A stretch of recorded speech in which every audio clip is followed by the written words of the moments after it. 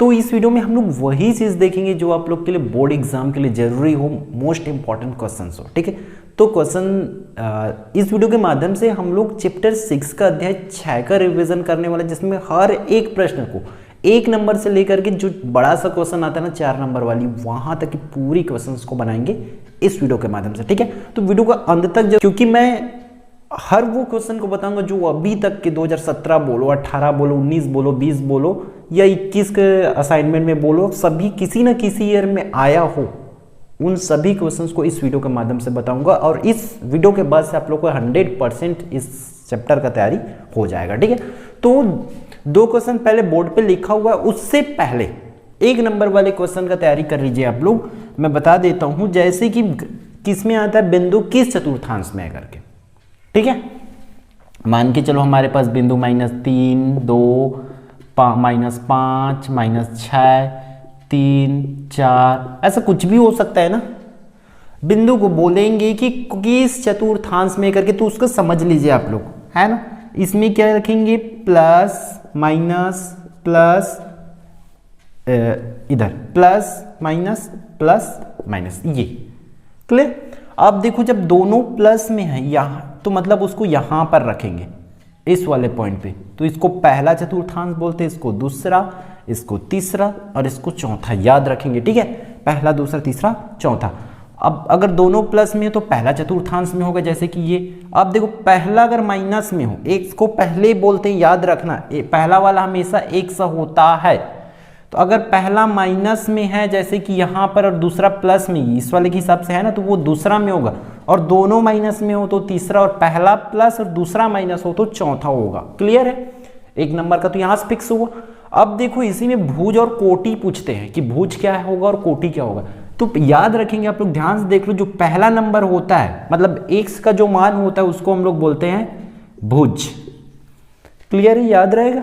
और दूसरा जो नंबर होता है y वाला, उसको बोला जाता है कोटि। इतना याद कर लिए, मतलब समझो आप लोग का 1 नंबर फिक्स हो गया भाई। ठीक है, और जैसे कि आप लोग बोर्ड पे देख पा रहे हैं कि ये क्वेश्चन जो है 2017 पे आया है और ये दूसरी क्वेश्चन जो है 2019 पे आया हुआ है। ठीक है, इसमें क्या लिखा हुआ है, दूरी ज्ञात करना, दोनों बिंदुओं के बीच की दूरी ज्ञात करना, और इसमें प्रवणता या उसी को बोला जाता है ढाल ज्ञात करना। ठीक है, तो एक इस वीडियो को बहुत अच्छे ध्यान से देख लीजिए, फिर आप लोग को एग्जाम में ही डायरेक्ट करके आना है, क्योंकि टाइम तो बहुत कम है ना। तो देखो इसमें लिखना पड़ेगा, है ना, दिया है करके हल करके लिख लेंगे। दिया है, क्या क्या दिया है भाई, हमें P दिया है 2 - 3, वह क्या दिया, दूसरा बिंदु दिया है 5 और 7। ठीक है, अब यहाँ पर देखो बिंदु का नाम दे दिया तब तो ठीक है, अगर नहीं दिया तब हम लोग को लिखना पड़ेगा, माना कि P इसको मानेंगे, Q इसको मानेंगे, A B जो मानना है मान सकते हो आप लोग। क्लियर। अब देखो यहाँ पर, ठीक है, यहाँ क्या होगा, जो P का मान होगा वो x1 और y1 का वैल्यू होगा। ठीक है, P का वैल्यू क्या 2 और y1 कितनी हो जाएगा इसी का, ये x1 y1 होगा ना, तो y1 इक्वल टू हो जाएगा -3। उसी तरह से ये x2, दूसरा वाला बिंदु से हम लोग x2 y2 लेंगे। ठीक है, तो 5 और y2 का वैल्यू जो होगा -7 होगा। क्लियर यहाँ तक। अब हम लोग को दूरी का सूत्र लगाना पड़ेगा। ठीक है, हम लिखेंगे, हम जानते करके आप लोग लिख सकते हैं, हम जानते हैं दूरी का सूत्र। तो दूरी का जो सूत्र होता है, ठीक है, क्या बनेगा, PQ, बिंदु का नाम PQ है इसलिए मैं PQ लिख दिया, बराबर करड़ी x2 - x1 पूरे का वर्ग प्लस y2 - y1 पूरे का वर्ग। ये बनेगा फॉर्मूला का। ठीक है, करड़ी x2 - x1 करना है, तो मतलब इन दोनों को माइनस करना पड़ेगा। तो 5 - 2 पूरे का वर्ग प्लस यहाँ पर -7, अब यहाँ पर भी माइनस है और यहाँ पर भी माइनस, इसलिए +3 हो जाएगा। ठीक है, याद रखेंगे इस चीज़ को। अगर इसमें माइनस नहीं रहता तब तो -3 ही लिखते, लेकिन 2 ठो माइनस हो जा रहा है ना, इसलिए 3 लिखे।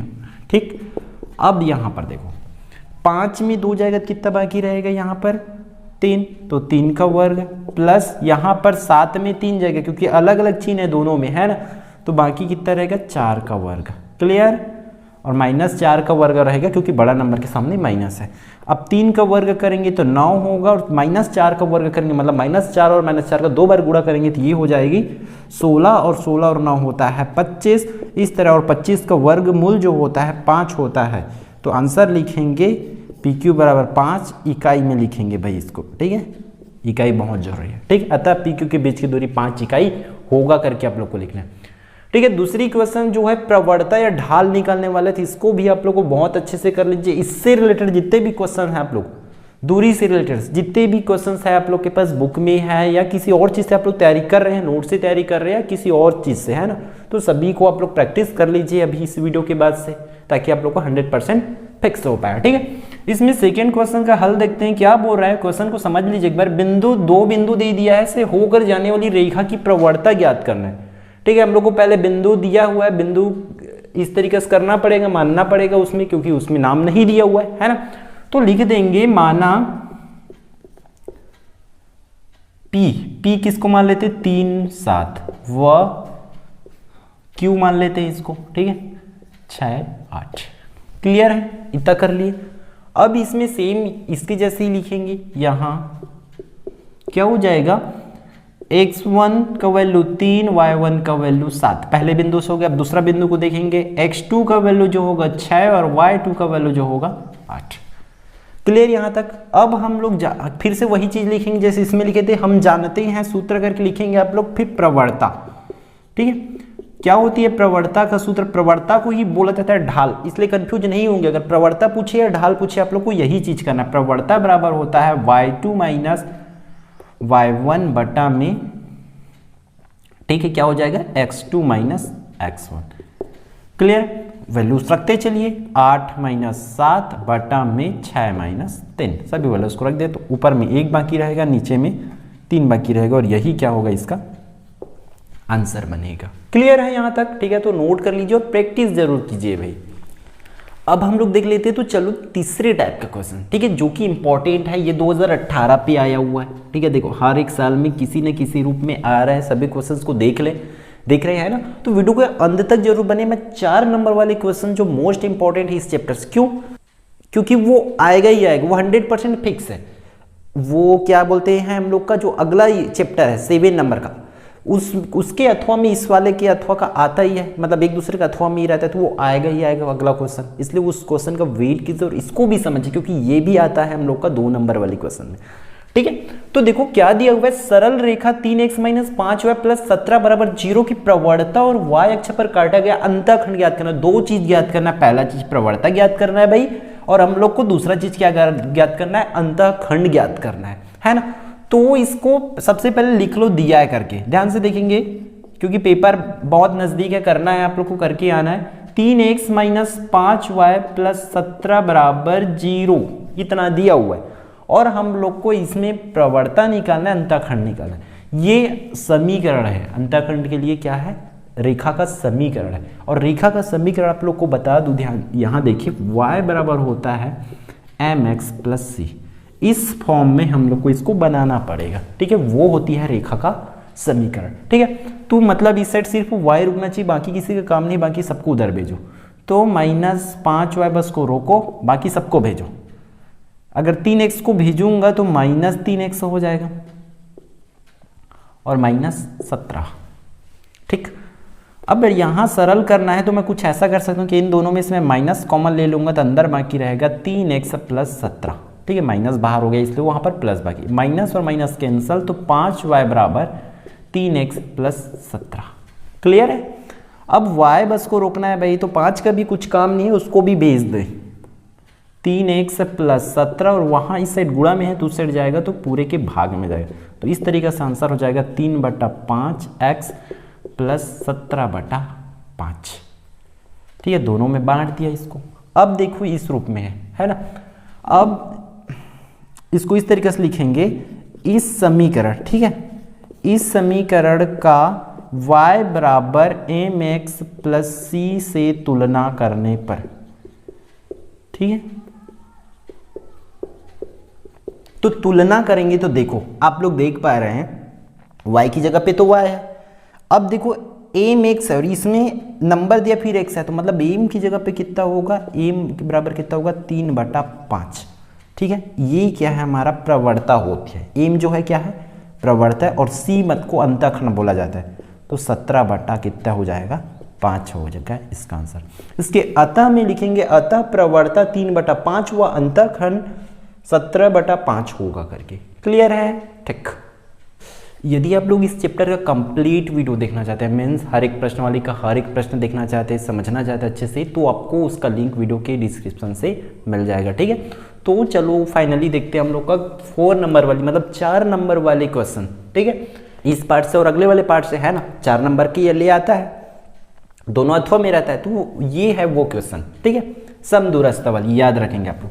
इसी मैं एक क्वेश्चन बताऊंगा आप लोग को, जितने भी क्वेश्चन है सबको करके देख लेना है, और अगर किसी में डाउट होता है तो आप लोग जितना जल्दी उसके कमेंट करके बता दीजिए, ताकि मैं उसको अगले वीडियो के माध्यम से बता पाऊँ, ठीक है। तो चलो इसके आंसर देख लेते हैं, हल करके लिखेंगे, ठीक। क्या करना पड़ेगा भाई, दिया है y अक्ष पर स्थित है, हम लोग को एक ऐसा बिंदु ज्ञात करना है, मतलब कहीं पर एक बिंदु ज्ञात करना, मतलब कहीं पर नहीं, y अक्ष पर, ठीक है, कि जो इन दोनों बिंदु से मान के चलो ये a बिंदु है और ये b बिंदु है ना, a और b, इन दोनों से समान दूरी पर होना चाहिए। और दूसरा चीज क्या बोल दिया है, y पर होना चाहिए, मान के चलो ये y है ना, तो यहां पर होना चाहिए, तो उसका x अक्ष पूरी तरीके से 0 होना चाहिए, मतलब y का बस एक ही ठो मान रहेगा, ठीक है, समझ गए, ठीक है। तो इसको लिखना कैसे पड़ेगा, देखो माना, ठीक है, इसको एक को मैं ऑलरेडी क्वेश्चन पे दिया है ना, तो दिया करके लिखना पड़ेगा। दिया है a कितना दिया हुआ है 6, 5, व b कितना दिया हुआ है -4 और 3 दिया हुआ है, ठीक। अब देखो और आगे इस तरीके से लिखेंगे, y अक्ष पर स्थित बिंदु, y अक्ष पर मान के चलो कोई बिंदु है P, तो वो कैसे रहेगा, उसका x का मान तो पूरी तरीके से 0 रहेगा, क्योंकि y पे तभी स्थित हो सकता है जब उसका x का मान 0 और y का कुछ ना कुछ मान आएगा, क्लियर है। इसके बाद देखो ये तो हो गया लिखने वाला काम, अगर x अक्ष बोलता तो y को 0 रखते हैं ना। अब यहाँ पर ये चीज को समझो कि दोनों के बीच की दूरी को निकालना पड़ेगा, फिर तुलना करना पड़ेगा, मतलब समान दूरी पर होना चाहिए, या तो हम लोग दोनों को दूरी को क्या करें, डायरेक्ट इसको दूरी और इसकी दूरी को बराबर करना पड़ेगा, है ना। तो आप लोग इस तरीके से कर सकते हैं इसमें कि यहां करके पहले लिख लो, ठीक है, P, इस P से दोनों की दूरी सेम होना चाहिए, है ना, तो इस तरीके से होगा, है ना। लिखो प्रश्नानुसार PA बराबर PB, ठीक है, मतलब मान के चलो ये P बिंदु माने हैं, तो P दूरी क्या रहेगा, समान रहेगा, है ना, इसलिए ऐसा। तो इसके लिए भी वही बन जाएगा, x2 माइनस x1 पूरे का वर्ग प्लस y2 माइनस y1 पूरे का वर्ग बराबर, सेम इस साइड भी x2 माइनस x1 पूरे का वर्ग प्लस y2 माइनस y1 पूरे का वर्ग बनेगा। अब पहले से देखो फॉर्मूला में अगर करें तो ये पावर करड़ी और करड़ी कट जाएगा, तो बाकी क्या रहेगा, x2 माइनस, बाकी में डायरेक्ट वैल्यू रखते हैं, ठीक है, x2 लेना है, पहले p को लेना है और a को मानना है, p और a को, इन दोनों चीज को देखो, ये x1 y1 होगा और ये x2 y2 का वैल्यू होगा, क्योंकि p पहले मार रहे हैं ना, ठीक, तो x1 y1 होगा, है ना। तो इस तरीका से होगा, देखो इसका 6 माइनस 0 का वर्ग प्लस 5 माइनस y पूरे का वर्ग, इस तरीके से लिखेंगे। सिमिलरली इस साइड भी, है ना। अब देखो P को देखना है, मतलब इस बिंदु को देखना है और इस बिंदु को देखना है, ये x1 y1 ये x2 y2 होगा, इसलिए एक इधर के वैल्यू को पहले लिखेंगे, है ना। तो -4 माइनस 0 का वर्ग प्लस 3 माइनस y पूरे का वर्ग, इस तरीके से होगा, क्लियर। अब देखो 6 में 0 जाएगा तो 6 का वर्ग होगा, और इसको 5 माइनस y पूरे का वर्ग ही रहेगा बराबर। इस साइड देखो -4 में -4 घटेगा तो 0 घटेगा तो -4 ही रहेगा, और 3 माइनस y पूरे का वर्ग, इस तरीके से होगा, क्लियर यहाँ तक। अब देखो 6 का वर्ग कितना होगा, 36, ठीक है, 6 का 2 बार गुणा कर दिए हैं भाई, याद रखेंगे, है ना। अब यहाँ पर देखो a माइनस b पूरे का वर्ग है, तो उस फॉर्मूला में हम लोग को तोड़ना पड़ेगा इसको, a का वर्ग वाला, a माइनस b पूरे का वर्ग है, तो a का वर्ग मतलब 5 का वर्ग करना पड़ेगा, 5 का वर्ग मतलब 25 माइनस 2ab करते हैं ना, तो 2 5 दूनी 10 y हो जाएगा, प्लस b का वर्ग मतलब y का वर्ग बराबर यहाँ पर भी 4 का वर्ग 16 होगा, प्लस यहाँ क्या हो जाएगा a माइनस बी पूरे का वर्ग वाला यहाँ पर भी लगेगा, तो 3 का वर्ग 9 माइनस 2ab मतलब 2 का 3 के साथ और दोनों के साथ गुणा होगा तो 3 2 3 6 y, ठीक है, प्लस y का वर्ग होगा। अब यहाँ से जो जुड़ता है उसको जोड़ दो, घटता है उसको हटा दो। 36 और 25 क्या हो जाएगा, आपस में जुड़ जाएगा, है ना। तो 6 और 5 11 की 1, तो फिर ये 61 माइनस 10y प्लस y का वर्ग बराबर 16 और 9 हो जाएगा 25, ठीक है, इन दोनों जुड़ गया, माइनस 6y प्लस y का वर्ग। क्लियर यहाँ तक। अब यहाँ से क्या करेंगे, जो y है उसको एक साइड, बिना y वाली को एक साइड कर लेते हैं ना, तो y वाले को इसी साइड रहने दीजिए, ठीक है, बिना y वाले को उस साइड भेज देते हैं, तो माइनस 10y बाकी रहेगा प्लस y का वर्ग बाकी रहेगा, ठीक है, ये दोनों बाकी रहेगा। उस साइड से आएगा क्या, माइनस 6y आएगा तो प्लस 6y होगा और ये माइनस y का वर्ग होगा, ठीक है, बराबर। अब उस साइड क्या बाकी है 25 और यहाँ पर कितनी है 61, तो ये 61 उधर चली जाएगी तो माइनस 61 होगा। क्लियर। अब इसको हल करो तो y का वर्ग कैंसल, बाकी क्या है माइनस 10y प्लस 6y बराबर, और इन दोनों को आपस में घटाना पड़ेगा, कितनी बाकी रहेगी वहाँ पर, तो वहाँ पर बाकी क्या रहेगा 36, और बड़ा नंबर के सामने माइनस इसलिए माइनस 36 बाकी रहेगा, याद रखेंगे, ठीक। अब ये देखो तो यहाँ पर दोनों में अलग अलग चिन्ह, इसलिए 10y में 6y बाकी जाएगा तो बाकी रहेगा माइनस 4y और माइनस 36, माइनस और माइनस कैंसल, तो 4y बराबर क्या हो जाएगा 36, y का मान निकल रहा है इसलिए इस 4 को भेजना पड़ेगा, ठीक है, तो नीचे में जाएगा, तो y बराबर 4 1 कम 4, 4 8 32, 4 9 36, तो y का मान कितना आया, इतना आया, ठीक है। अतः में लिखेंगे आप लोग, अतः y बिंदु पर स्थित, सॉरी x अक्ष पर स्थित बिंदु का निर्देशांक 0, यहां पर लिखेंगे 0 और 0 9 होगा करके। क्लियर है, ठीक। तो इन सब इसी टाइप के सभी क्वेश्चंस को, और बस इतने ही क्वेश्चन को आप लोग को इस चैप्टर से पढ़ना है और अपने एग्जाम की तैयारी को अच्छे तरीके से करना है, ठीक है। अगर आप लोग को किसी भी क्वेश्चन में इसके बाद भी डाउट रहता है, इस प्रैक्टिस करके तो देखेंगे ही, है ना। अगर डाउट रहता है तो आप लोग कमेंट करके बता सकते हैं, आपको व्हाट्सअप ग्रुप मिल जाएगा, नीचे टेलीग्राम के मिल जाएगा, ठीक है, तो आप लोग वहाँ से कांटेक्ट करके बता सकते हैं कि क्या प्रॉब्लम है करके, ठीक है। तो यदि आप चैनल पे नए हैं तो चैनल को सब्सक्राइब जरूर करेंगे, और साथ ही साथ क्या करेंगे, अपने दोस्तों के साथ शेयर जरूर करेंगे, वीडियो को लाइक जरूर करेंगे, ताकि मुझे मोटिवेशन मिलती रहे और आपके लिए वीडियो आती रहे। तो मिलते हैं नेक्स्ट वीडियो पे।